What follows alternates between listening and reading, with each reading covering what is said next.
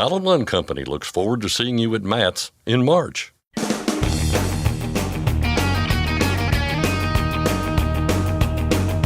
OOIDA, representing America's truckers since 1973, presents Landline Now with your host, Mark Redding. By now, many truckers may have whiplash from the back and forth on beneficial ownership information. But we've had yet another update and change this week. I'll discuss that and federal efforts to put a stop to some California emission regulations with OOIDA Director of Federal Affairs, Jay Grimes. Truck stops are, for many truckers, their home away from home. It's where you can get a hot meal and take a shower, among other things. So which ones do the best job? Trucker Path has taken a survey of truckers to ask them what the top truck stops are. We'll look at what places made the cut and what it is that had truck drivers giving them 5 stars. And finally, several states are considering legislation that would change the rules for the use of the left lane on multi-lane highways. Scott Thompson will cover that, plus what some states are doing about license plate flippers with our state legislative expert, Keith Goebel. But first, the news with Scott Thompson. Thanks, Mark. Our top story today, New York City's congestion tolling program is on the chopping block. Transportation Secretary Sean Duffy in a letter Wednesday informing New York Governor Kathy Hochul that the Federal Highway Administration had revoked its approval of the Central Business District tolling program, better known as congestion pricing. Secretary Duffy said the controversial pricing plan is a slap in the face to working-class Americans and small business owners. Although the letter indicates that the federal government is revoking its approval for congestion pricing, there's no word yet on when the program will officially end. The Metropolitan Transit Authority has already launched a legal challenge. In his letter, Transportation Secretary Duffy said that congestion pricing hurts small businesses and increases costs for truck drivers. The Owner-Operator Independent Drivers Association welcomed the move, noting that the program was especially problematic for owner-operators and other truckers who have little control over their schedules. OOIDA President Todd Spencer said New York City's congestion pricing plan was anti-trucker from the start. He said OOIDA will continue fighting to ensure it doesn't come back and encourage the Trump administration and Congress to fight the expansion of tolling in other places across the country. President Trump's pick to lead the Labor Department sat before senators on Wednesday for her confirmation hearing. Lori Chavez DeRemer's previous support for the PRO Act took center stage throughout, starting with Senator Bill Cassidy, chair of the Senate Committee on Health, Education, Labor, and Pensions. There are concerns, however, about your past support for the Democrats' cornerstone legislation, the PRO Act. Workers should have the freedom to decide if they wish to join a union or not. The PRO Act would eliminate this freedom, allowing workers to be coerced and intimidated into unionization. The Owner-Operator Independent Drivers Association has opposed the PRO Act from the jump. The proposed bill would use the controversial ABC test to determine if a worker is an employee or an independent contractor, something OOIDA said would create confusion and jeopardize the ability of small business truckers to continue working as independent contractors.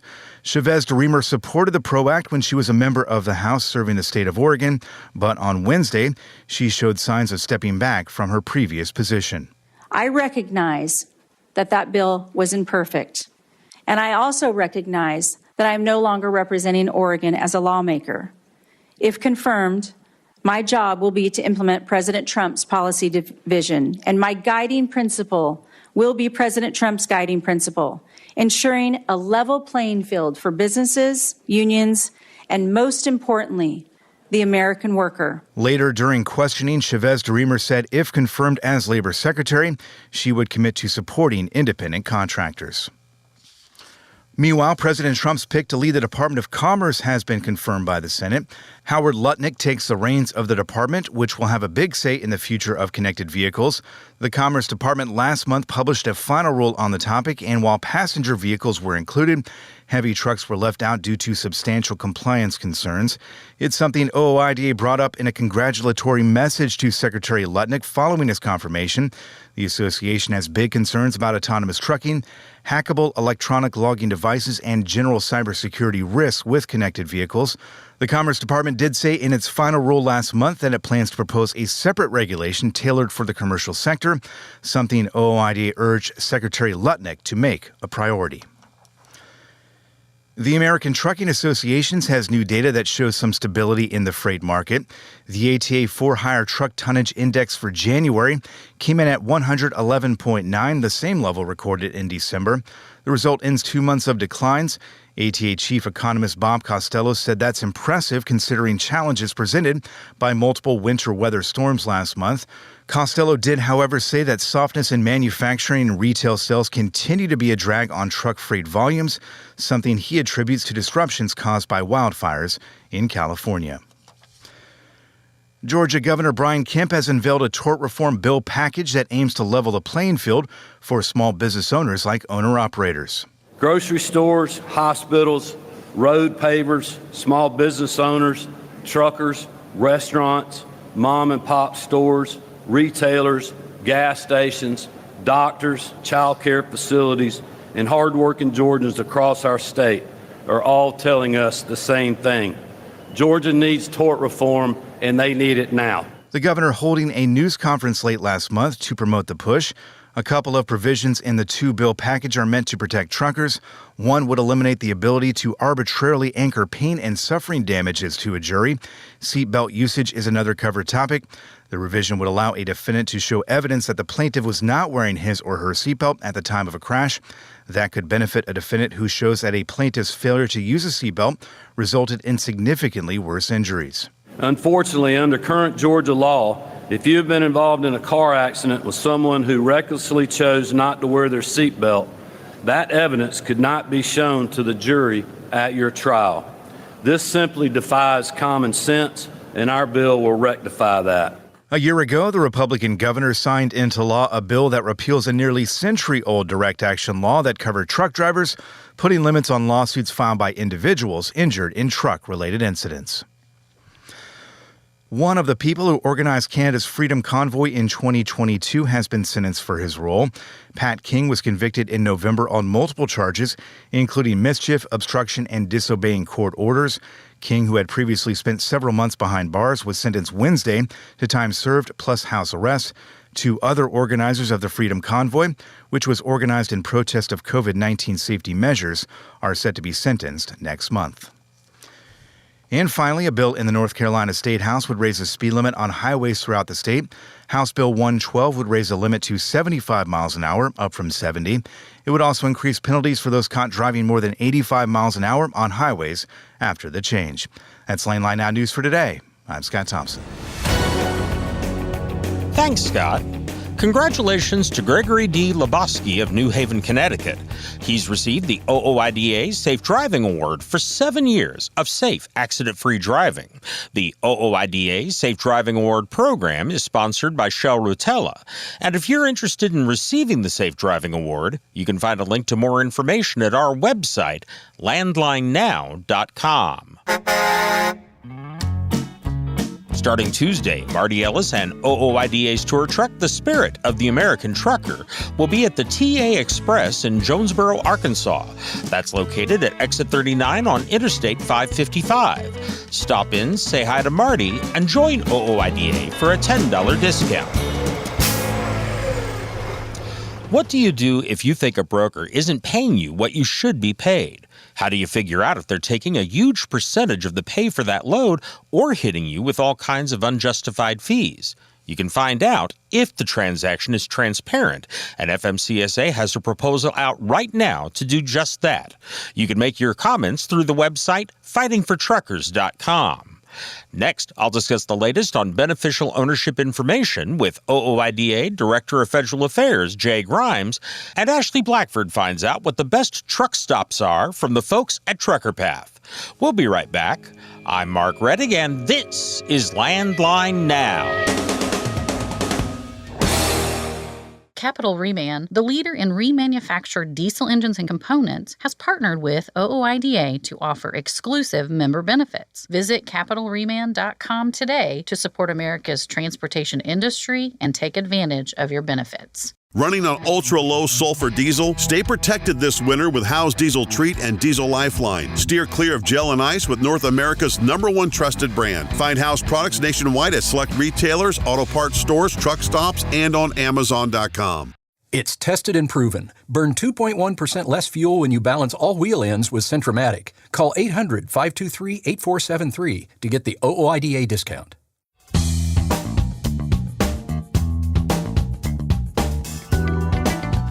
By now, many truckers may have whiplash from the back and forth on beneficial ownership information. But we have yet another update and change today. Welcome back to Landline Now. This is Regulatory Roundup, and I'm Mark Rettig. I'm joined, as always, by OOIDA Director of Federal Affairs, Jay Grimes. Jay, how are you doing? Doing okay, Mark. Yeah, lots of whiplash going around, especially on this BOI report. Well, before we dive into the latest, I want to give people a little bit of background here. Can you kind of define what we mean by that term, beneficial ownership information, and why that requirement to file that with the government was created in the first place? I'll do my best. Yeah. So beneficial ownership information requirements is basically for individuals or companies that have a business operation to file identifying basic registration information with the IRS and specifically the Financial Crimes Enforcement Network. And this all goes back to a piece of legislation that was enacted by Congress a few years ago called the Corporate Transparency Act. And really, I think the intent of the law was to kind of crack down on shady business operations. And, the legislation singled out a lot of entities, but I think is, somewhat unfairly targeted small businesses, especially in trucking, where a lot of this information has already been submitted to DOT, to FMCSA, to the IRS already through tax filings. And to have this duplicative, redundant requirement that is kind of, gone back and forth to who it applies for, when the deadlines are, has just created so much confusion. And we'll kind of do our best to kind of clarify where things stand now in light of the latest federal court ruling. These requirements are back on with a tentative March 21st deadline to file these beneficial ownership information reports. Okay, well, that's a lot to take in, but as I understand it, Jay, what you're essentially saying is with any small business, who owns it, who's getting the money when it makes money, and basically to prevent, I guess, money laundering, right? Money laundering, fraud, corruption, yeah. Yeah. So let's get to this latest fact that the requirement is back on, that people now have to file it by March 21st. What happened to put this back into place? Yeah, so this has been a back and forth between different legal challenges that have been taking place in a couple of different court filings. But this latest one is a federal court resurrecting the Corporate Transparency Act, which had kind of been in a stay of sorts. But this latest ruling has kind of put the onus back on folks to get these reports in by March 21st. Now, however, the Financial Crimes Enforcement Network has put out some information that says the deadline is subject to change and notes that they'll provide an update before March 21st if there's any further modifications to the deadlines. And they're also acknowledging that some companies will get further relief and more time to comply. So that's kind of where we stand right now, that if you haven't submitted this information, I think it's best to at least kind of get your eggs in the basket to have it available should these latest court rulings stand here over the next 30 days. I don't really want to go blow by blow in terms of what's happened on this so far, and I'm sure you don't either. Plus, it would just cloud the waters, so to speak. But I'm wondering if you can kind of summarize what some of the controversy is that's bringing this to the courts. I mean, what are people suing over that keeps bringing this back over and over to various courtrooms across the country? My amateur legal analysis has just been sort of the burdens on individual small business, who this is going to apply to. The filing requirement is only for small businesses that employ fewer than 20 employees and are incorporated. So sole proprietorships and partnerships that are not incorporated do not need to file. So that's, it's been kind of the crux in the back and forth on who this is going to apply to. And at the same time, we've got these legal back and forth judgments kind of happening seemingly by the day, by the week. Congress has also been taking some interesting action themselves in light of the fact that Congress passed this Corporate Transparency Act in the first place. Now, as I understand it, there's one action or bill in Congress designed to delay this. There's another one that would just put a stop to the whole thing.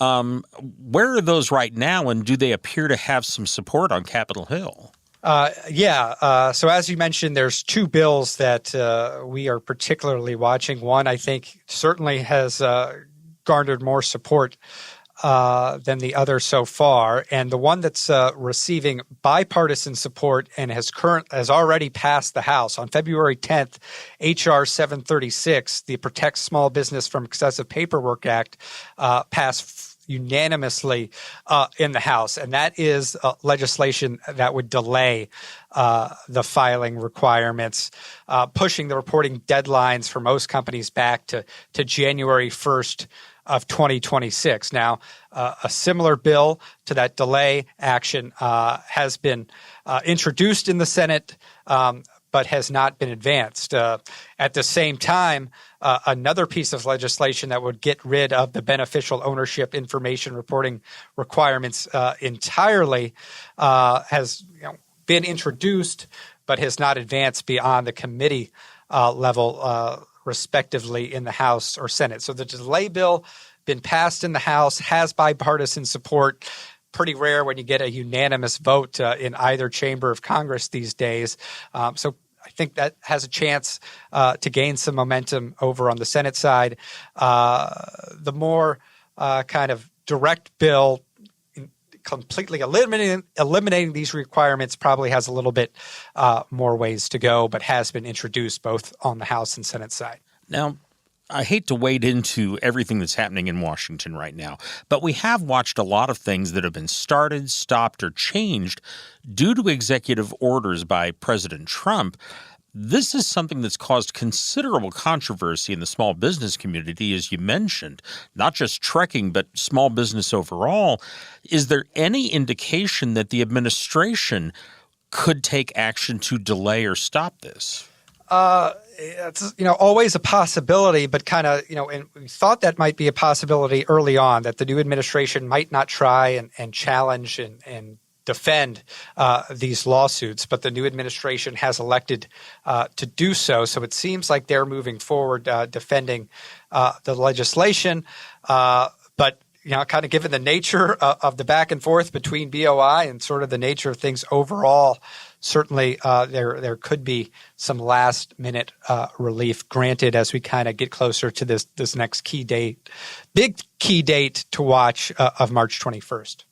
And of course, we will probably talk with you before that March 21st deadline or the next time something changes on beneficial ownership information.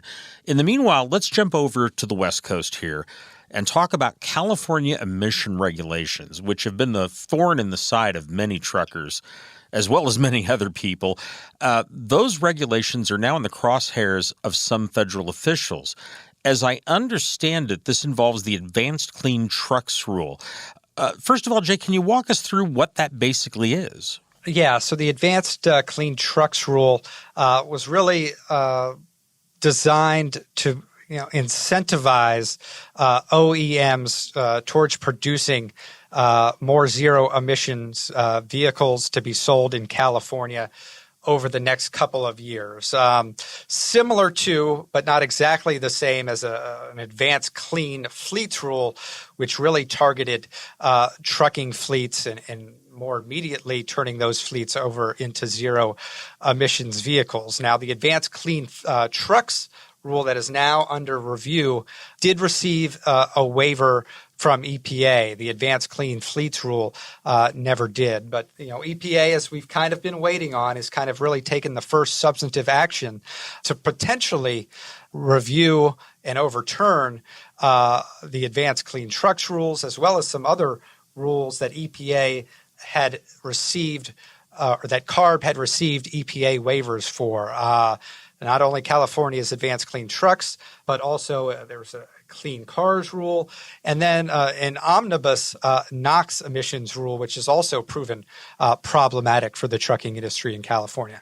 Now, I know, and you've mentioned before the fact that, one administration provided waivers, another administration took it away, and there's a back and forth there. But this time, as I understand it, they're involving Congress in something called the Congressional Review Act. What is that, and how does it work? So, the Congressional Review Act is a tool that Congress can use when they believe an agency in a rulemaking has kind of overstepped their authority. And, this is kind of any transition between administrations is really the time where you see the Congressional Review Act really discussed and be potentially used by Congress.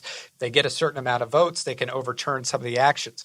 The EPA is making the case that the Biden administration failed to send these EPA waivers to Congress for review before granting them. So these three waivers now potentially back in Congress's hands to perhaps overturn, and they've kind of got a 60-day period to take action in. Considering the makeup of Congress, it's potentially, I think it's possible that this could be a priority here over the next few weeks as they kind of as that deadline is now in effect with EPA sending these waivers to Congress. Now, I think we're already hearing that there's going to be some pushback exactly on how this waiver process between EPA, CARB, and Congress is supposed to work. Does Congress have authority to revoke these waivers? Is going to be interesting to kind of watch and play out here as we kind of again, in a number of actions, are waiting to see how different courts interpret some of the White House's actions. That's going to be a very, very complicated mess, I'm sure. Yeah. Just a little bit of time left here, less than a minute, Jay, but OOIDA has had concerns about the advanced clean truck rule from the beginning. Can you list just a few of those concerns? Yeah, not only advanced clean trucks, but the omnibus NOx rules, really these kind of CARB regulations that are overly burdensome and costly to small business truckers. Unfortunately, the trucking industry, the drivers end up being the guinea pigs of a lot of this new technology.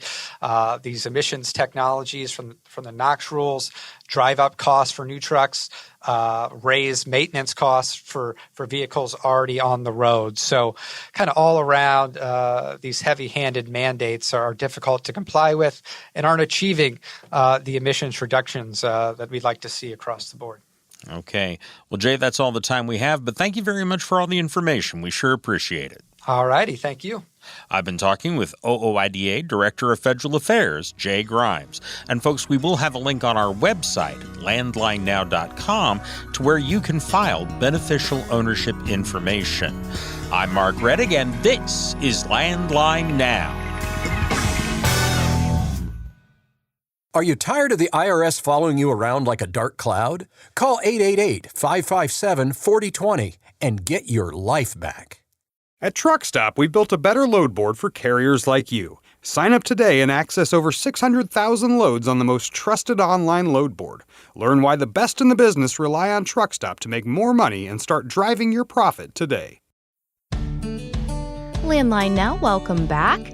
Visiting a good truck stop can make all the difference for drivers. Trucker Path recently released the names of the top stops as determined by votes from its users.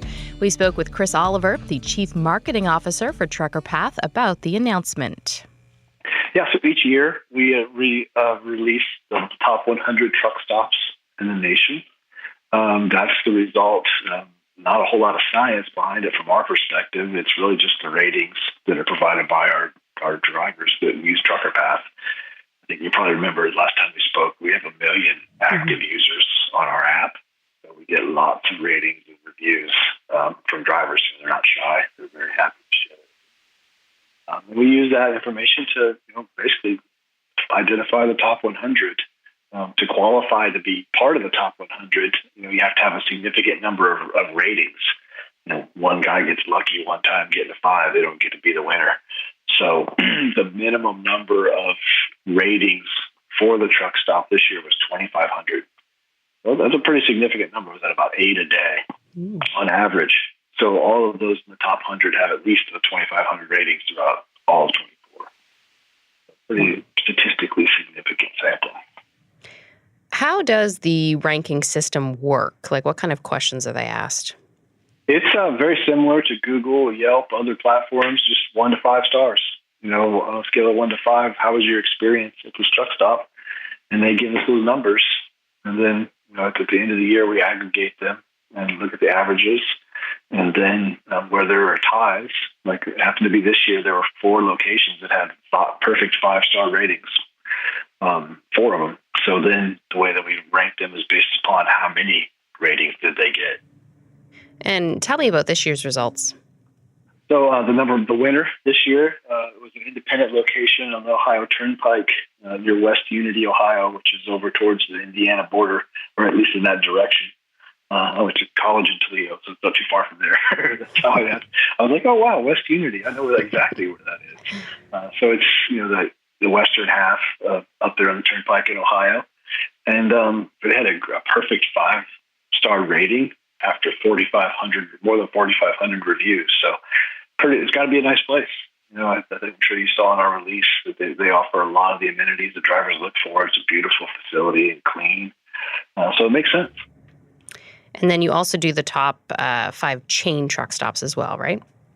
Yeah, we do the top 100 as a whole, aggregated, and then we break out the top 5 chains and the top 5 independents.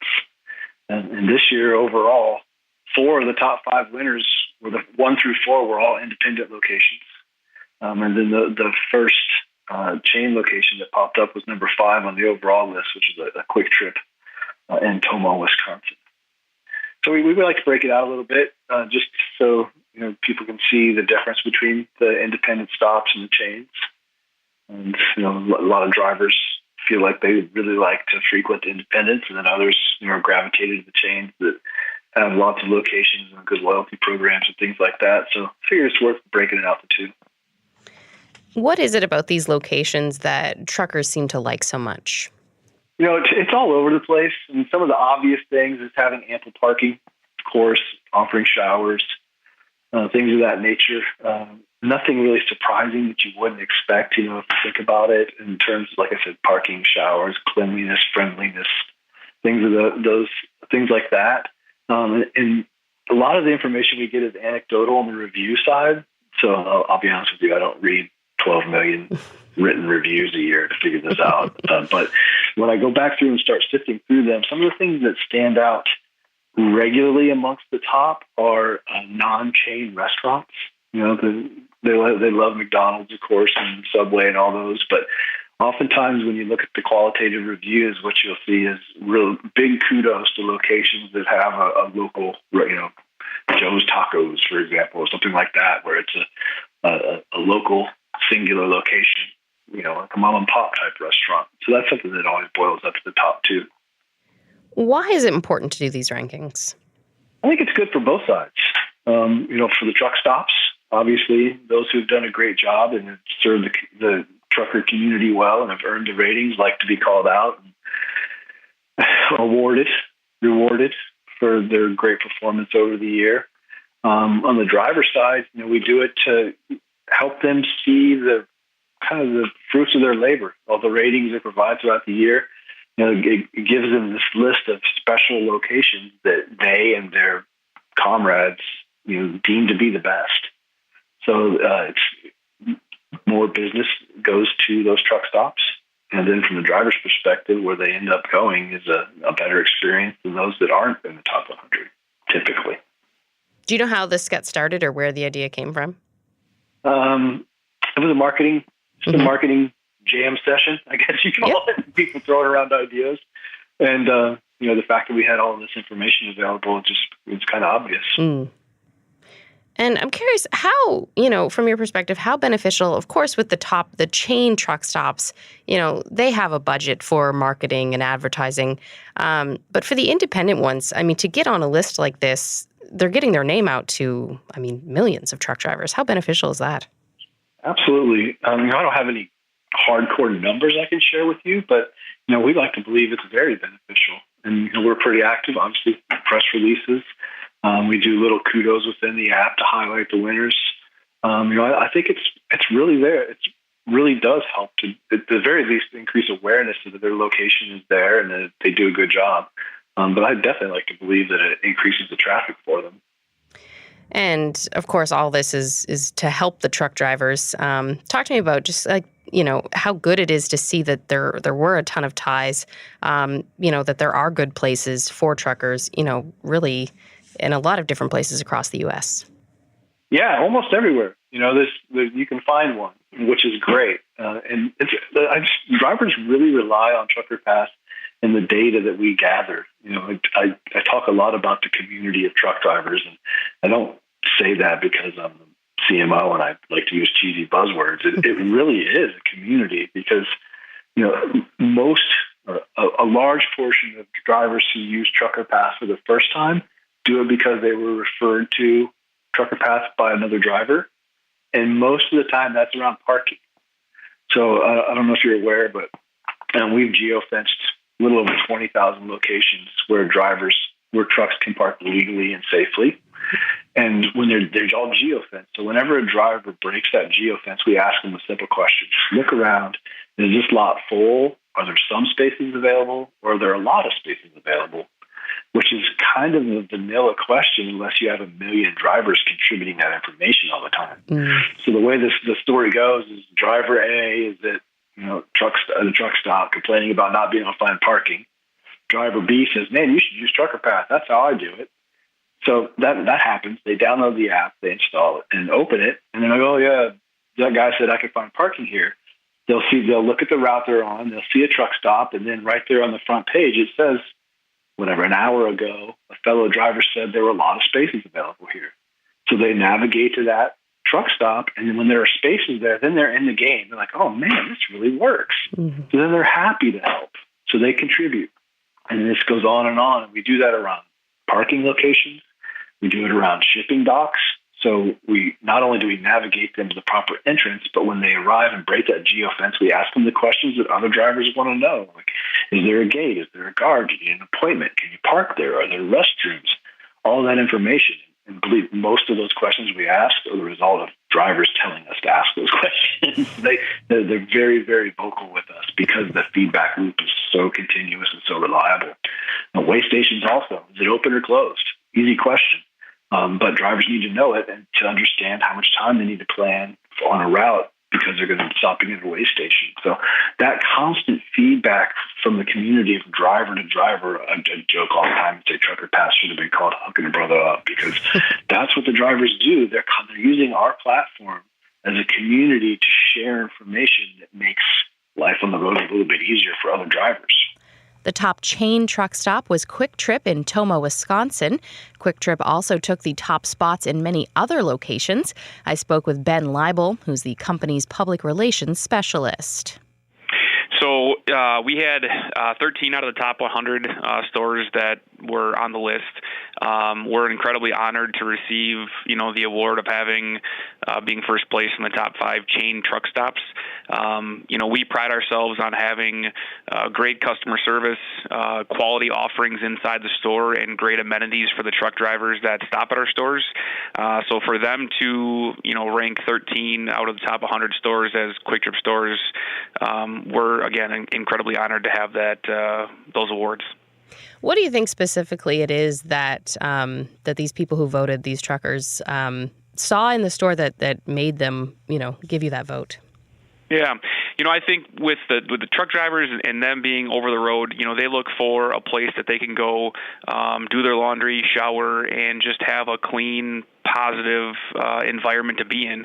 And again, for us at Quick Trip, we pride ourselves on having those clean stores, and we take pride in having the clean showers, the clean restrooms, good laundry services that we can offer the truck drivers. And then, they're looking for quality food, and that's something that, again, we're very prideful of, is our hot spot, our hot food offerings.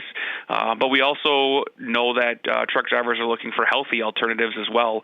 So our Fresh Case offers, salads and different other cold sub sandwiches and yogurts and parfaits and some other offerings as well. So we try and give them a wide variety of choices to choose from. And so I think we also have a nice trucker lounge at our truck stops where they can grab their food, and TVs are there in the lounge so they can kind of relax and hang out as they're on their stop at our store. So just the different amenities and a nice clean store, I guess, is what we're able to offer those truck drivers. And in the top 5 spots, I know first, second, and fifth were locations in Wisconsin. Did that come as a surprise at all? Yes and no. Again, we never are seeking this type of recognition. So whenever we get awards like this, we're always pleasantly surprised. We don't do it for the awards. We do it to take care of our guests. And that's something that we continue to do day in and day out. Wisconsin is obviously a very heavy, with the interstate system, there's semis that are traveling, close to our truck stops every single day. And so with the amount of semis that are traveling on the interstates and where our stores are conveniently located, we know that we're going to have truckers that are going to stop at our stores, and so we know that we have the opportunity to make an impact on those drivers when they stop for fuel or, to use the restroom, food, whatever it might be. And like you said, you don't do this for the recognition, but getting this recognition, how does that help with marketing and advertising and, hopefully getting more people into the Quick Trip? Yeah, it's certainly something that, we use when it comes to marketing out our stores. That, last year we had a store in Iowa that was ranked number 1 overall.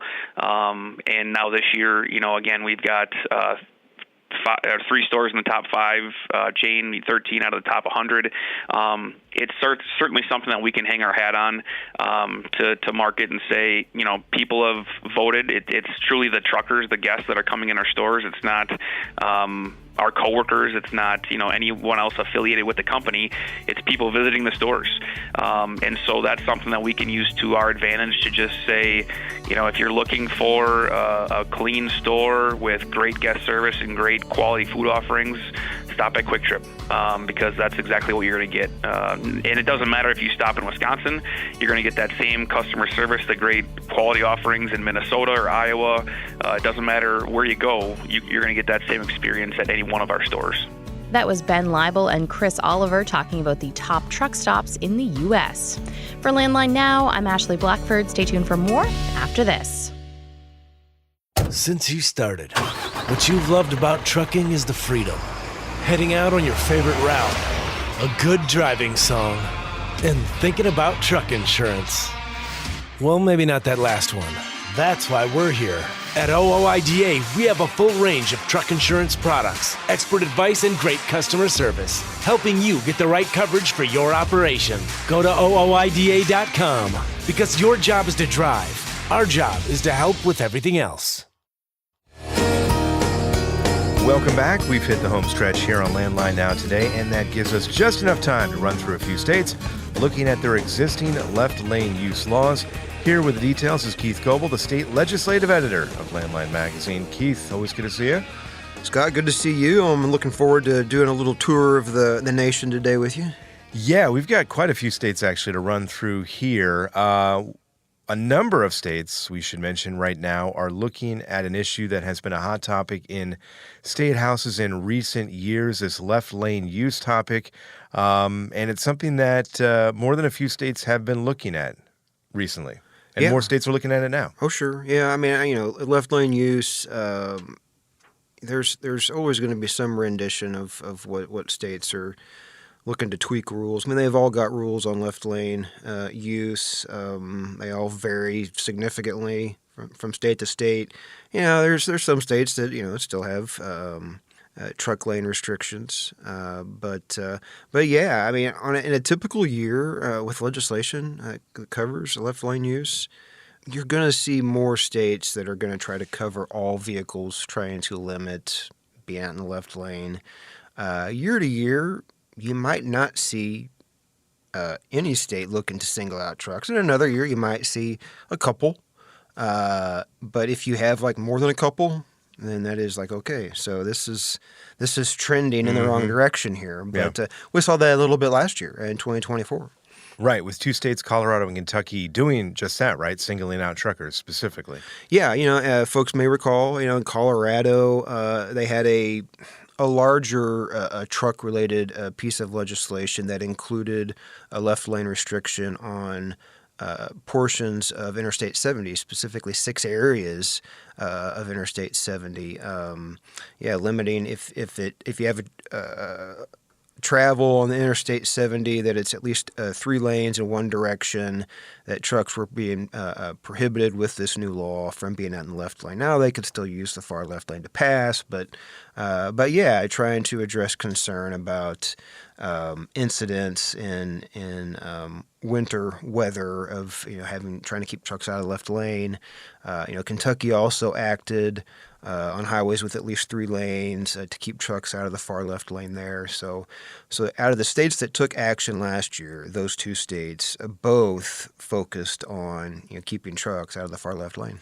And Minnesota appears to have been taking notes and watching what Kentucky and Colorado did last year, because there is a pursuit now in the State House there, in the Senate, I believe, where they would do the same, or do something similar at least, I guess. Yeah, at least at this point. In Minnesota, what is very common is that when a bill gets introduced in one of the chambers, in this particular case the Senate, there's a very favorable chance that an identical bill will go be introduced in the other chamber. We haven't seen that yet, but I mean, it could happen any time. Hopefully it doesn't. If it doesn't happen, that kind of gives you a little bit of an indication of maybe the lack of support in this particular case for a truck lane restriction. And folks who travel in Minnesota, they're well aware that the state already requires, if you're driving at less than a normal speed of traffic, you're supposed to stay to the right. But this bill would take that a step further and single out trucks, prohibiting them from using the far left lane, except for stuff like if you're looking to pass or overtake another vehicle. But yeah, it'll be interesting to see if that picks up any momentum. At this point, I believe that is the lone state that is singling out trucks at this point. But again, we are very early in the year. And we should mention, too, anytime a state talks about this or puts something like this into place, Colorado, Kentucky last year, Minnesota thinking about doing it this year, OOIDA usually speaks up in some capacity to say, this is a bad idea, don't do this, it's going to cause more problems than it's worth. And a similar situation here as well, right? Oh, absolutely. I mean, through the years, looking to advocate, of course, for professional drivers out there, and it obviously is very beneficial for local drivers, to contact their state lawmakers whenever they're made aware, usually through our coverage, and even potentially through OOIDA directly reaching out to them via email or hearing about it here, is just to let lawmakers know that, it's understandable. They're ignorant on a lot of issues. They just don't have the understanding of what, the perspective is of a professional driver. And, yes, there are many things, I'm sure, that drivers out there can educate their lawmakers specifically on this particular issue. And even though it's good intention, the effect that it has could end up really kind of doing the opposite of what they're looking to accomplish. Yeah, that's a great reminder, especially if you are in Minnesota, because that is the one that singles out truck drivers right now that's being discussed. So if you have a representative there in Minnesota, reach out to them, kind of explain why this is a bad idea, how it would affect you, and road conditions and all that, and educate them, because as we know very well, a lot of these folks don't understand the issues that are in front of them fully. So it's up to us to kind of do that. We should mention a number of other states, Arizona, Florida, Missouri, are 3 states that are looking at left lane use laws as well, or changes, I guess. They don't single out truck drivers, but the conversation's being had there. Yeah, and it's worth pointing out, we talked about how states have left lane rules. Specifically, you're talking about Arizona and Missouri. Both those states have legislation that would require that signage be posted on at least certain stretches of interstate. Like in Arizona, the legislation specifies that they want the Arizona DOT to put up signage on 2-lane portions, of course, 2 lanes in the same direction of interstates 8, 10, and 40 that tells drivers stay to the right. In Missouri, there's legislation there that would require that state DOT put signs up that specify what the minimum fines are for improper lane use. So notifying people of what the rules are in the state, maybe not changing laws on the use of the left lane, but trying to make sure that people who are traveling through the state, and even in a lot of instances residents of the state, might not know what the rules are, but trying to educate folks. Before we let you go, Keith, I wanted to ask you about another story you recently put out for Landline.media about license plate flippers. These are these devices that can switch out plates on the fly, or I guess hide certain information from view. We've had a number of states in recent years look at this issue in particular, kind of trending as well. In Pennsylvania, the latest one of a few recent states to ban them altogether, right? Yeah, Pennsylvania here at about the first of the year, they put in place a law that forbids the use of license plate flippers, whether they are manual or electric, some sort of whatever mechanical device, anything that switches between the registration plate and maybe another plate, or just hiding the plate altogether, looking to really ramp up the deterrent that folks use this. In Pennsylvania, this new law puts in place up to fine of up to $2,000 if you are found to be in possession or operating with, or that you purchased or you installed, or just it covers everything. If you're selling them, trying to eliminate that enticement to do that. But yeah, they've followed on the footsteps themselves. Or in Pennsylvania, of Tennessee, Texas, and Washington, that have also acted to outlaw these devices. And again, a number of other states looking at this issue now too, right? And looking to do kind of what Pennsylvania has done there, increase fines, make the penalty bigger. This idea, I think, part of it is tolls. They're losing out on tolls in a lot of cases. I think that's probably driving a lot of this. Oh, yeah, I definitely think that's a component of it. Specifically, I know that's been mentioned in Florida and New Jersey, trying to address those who are evading tolls and putting in some significant punishments. I mean, years in prison is a possibility in some of these cases. Keith Goebel, Landline Magazine, we appreciate it. We'll see you soon. Yeah, thanks for having me. And that'll do it for today's show. We're back tomorrow with another. Thanks for listening, and thanks for all you do out there. Take care and drive safe.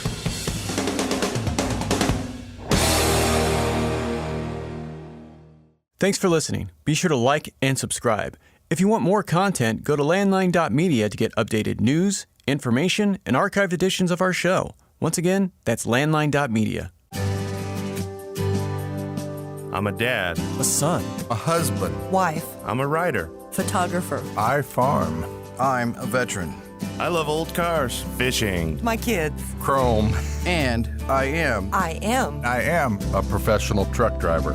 And together we are OOIDA. OOIDA was founded by truckers to stand up and speak on behalf of truckers. We've done that by combining the individual voices of our members into a single, powerful voice. Protecting your interests, defending your rights. Join us! Make your voice heard. Join OOIDA, the Owner-Operator Independent Drivers Association. Call 1-800-444-5791 or visit OOIDA.com.